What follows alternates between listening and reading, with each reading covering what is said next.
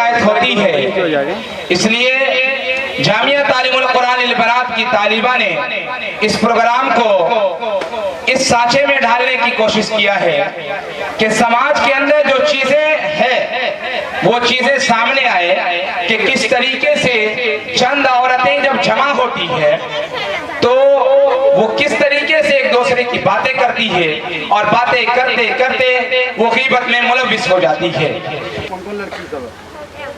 सास बहू के मुकालमे में जो जो बच्चियां हैं वो तमाम के तमाम स्टेज पर आ चुकी। अस्सलामु अलैकुम रहमतुल्लाहि व बरकातुहू। मुअज़्ज़ज़ हज़रात, ज़बान बहुत खतरनाक चीज है। नबी करीम सल्लल्लाहु अलैहि वसल्लम ने वैसे उसकी हिफाजत की तलकीन क्या करते थे, क्योंकि यही वह ज़बान है जो झूठ बोलती है, यही वह ज़बान है जो झूठी कसम खाती है, यही वह ज़बान है जो चुगली करती है, यही वह ज़बान है जो गाली देती है। ताज्जुब है कि हमें मालूम नहीं होता या हम इसको गुनाह ही नहीं समझते। गिबत ये एक ऐसा गुनाह है जिसमें हर कोई मुलव्विस है, मर्द हो या औरत, बच्चा हो या बूढ़ा, आलिम हो या जाहिल। इसीलिए गिबत पर एक ड्रामा पेश करने जा रहे हैं। इस ड्रामा की किरदार है दाइया रुखसाना, सास सबा, सास की पड़ोसरी नाजिया, बहू नूरानी, बहू की पड़ोसरी सितारा। आप तमाम हाजिर से दरखास्त है कि आप इस ड्रामा को गौर से देखें और इससे बचने की कोशिश करें। अस्सलाम वालेकुम बहन। वालेकुम अस्सलाम बहन, बहुत दिन हो गए बहन, मुलाकात नहीं हुई। बैठो बैठो। अरे ये कौन है? ये मेरी दोस्त है, दिल्ली से आई है और दीन के बारे में बहुत अच्छा मालूमात है। अरे मैंने तो बातों बातों में खैरियत ही पूछना भूल गई। खैरियत से हो बहन? कहाँ की खैरियत, जी रही हूँ जैसी तैसी, अब बस वक्त पूरा करके जाना है। अरे आका जान, अल्लाह ने आपको किस चीज की कमी दी? सादो आबाद घर दिया और बेटे के भी अच्छी नौकरी है, चांद जैसी खिदमत गुजार बहू है, और क्या चाहिए? खामोश रहो बहन, मेरा मुंह ना खुलवाओ। कैसा बेटा, कैसी बहू, वह बस शकल से ही खूबसूरत है, अंदर से पूरे चुड़ैल है। मेरी तो किस्मत ही फूटी थी जो मैंने वहाँ शादी कर लिया। उसे तो हम बूढ़े लोगों का जरा बराबर भी एहसास नहीं की किस हालत में है, तबीयत कैसे है, क्या खा रहे हैं। वो तो बस हमें अपने लिए बोझ समझती है और सोचती है कि बुढ़िया कब टपकेगी, मेरी जान को छुटकारा मिले। और बहू रानी का तो पूछो ही मत। नवाबजादी की सुबह 9 बजे होती है, ना नाश्ता, ना चाय, ना घर की सफाई। ये सारी बातें घर के बड़ों लोगों से सिखाने से आती है। लगता है इसको कुछ भी नहीं सिखाया गया।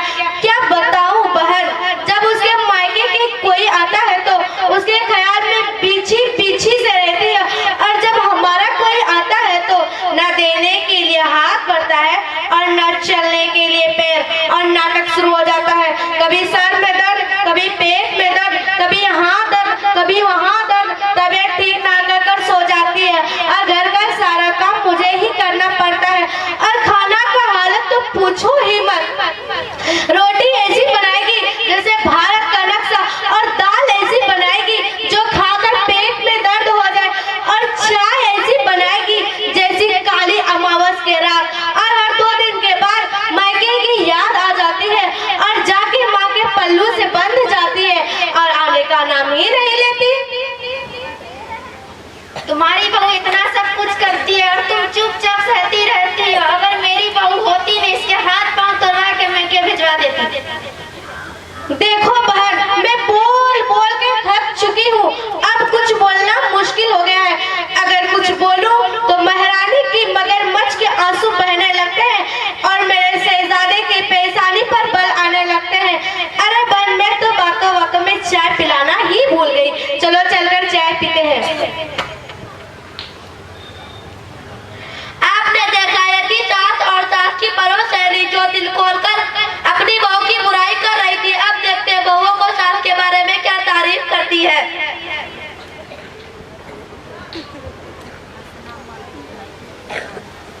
अस्सलाम वालेकुम बहन।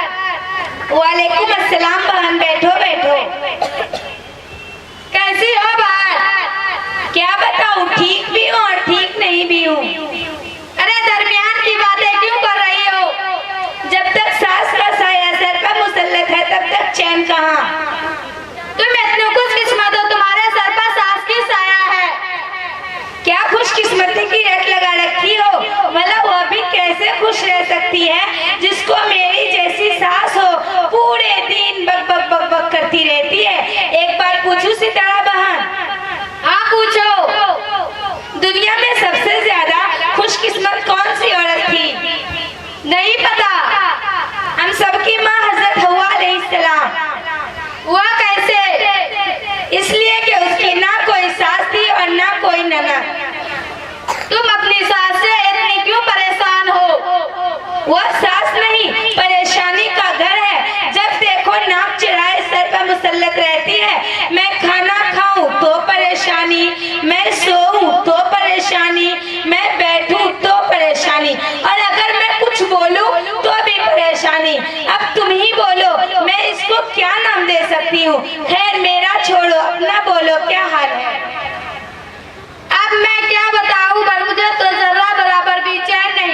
एक मेरी तलाक सुनंद जो अब मेरी दीनदार सर पका रखी है। अब तो मैं नौकरानी बन गई और उनकी भी खिदमत करूं, उनकी बच्चे के भी नखरे ऊपर से अलग रहते हैं। ये अच्छा नहीं, वो अच्छा नहीं, हर वक्त ताना सुनने को मिलते हैं और डबल डबल खाना बनाना पड़ता है। खाना बनाकर रखो ही नहीं और वो उनके बच्चे मिलकर चट कर जाते हैं और बचे कुचे हुए मेरे हिस्से में आते हैं। अरे नूरानी ये कौन है? बातों बातों में इनके बारे पूछना ही भूल गए। ये आंटी है, दिल्ली से आई है, दीन के बारे में बहुत अच्छी मालूमात है। आइए सासू माँ बैठिए। अरे रुखसाना बन, अभी तक तुम यहीं बैठी हो? हाँ, सुबह से घर में हूँ, एक बातों को देख रही हूँ। हम लोगों के जुबान पर दूसरों की शिकवा शिकायत और गिबत बहुत ज्यादा हो रही है। अल्लाह ही हमें माफ फरमाए। हम औरतों की तो बहुत बुरी आदत होती है, जहाँ दो चार औरत जमा होगी नहीं, दूसरों की शिकायत शुरू कर देती है। सिर्फ वक्त गुजारी के लिए हम एक दूसरों की गिबत करते हैं और इसका नुकसान का जरा भी अंदाजा नहीं। सुबह सबा और नजिया की बात पर गौर की, अब तुम दोनों की बात पर गौर कर रही हूँ। यह सब गिबत है। आंटी ये गिबत कैसे हुई? जो हकीकत है वही तो बोल रही हूँ। अरे मेरी बच्ची सुनो तो सही, गिबत किसे कहते हैं? किसी की पीठ पीछे बुराई करने को। अगर तुम ऐसी बात कह रही है जो इसमें नहीं है, वह बोहतान है। दोनों सूरतों में गुनाह लाजिम है। यह गुनाह देखने में मामूली नजर आती है, यह बहुत बड़ा गुनाह है। खुदा न करे कि अगर किसी को इसकी लत लग गई तो आखिरत बर्बाद होने में कोई शक नहीं। हमारी आखिरत क्यों बर्बाद होगी रुखसाना आंटी? जब किसी की पीठ पीछे बुराई करते हैं तो हम क़यामत के दिन हमारी नेकियां उसको दे दी जाएगी और उसका गुनाह हमारे ऊपर लाद दिया जाएगा। अरे रुखसाना बहन, तुम्हारी गुफ्तगू सुनकर एहसास हो रहा है कि हम कितने बड़े गुनाह में शरीक थे। इसी वक्त गुजारी का जरिया और जबान का चटकारा समझती थी। आज से मैं वादा करती हूँ कि किसी की भी गिबत या बुराई नहीं करूँगी। अरे रुखसाना बहन, मैं तो बहुत ऐसे लोगों की गिबत की, अब मैं क्या करूँ? सबसे पहले अल्लाह से माफी मांगो, फिर उस शख्स से माफी मांगो जिसकी तुमने बुराई की। जज़ाक अल्लाह रुखसाना बहन, खुदा आपको खैर दे। आंटी अल्लाह आपको जज़ा खैर दे।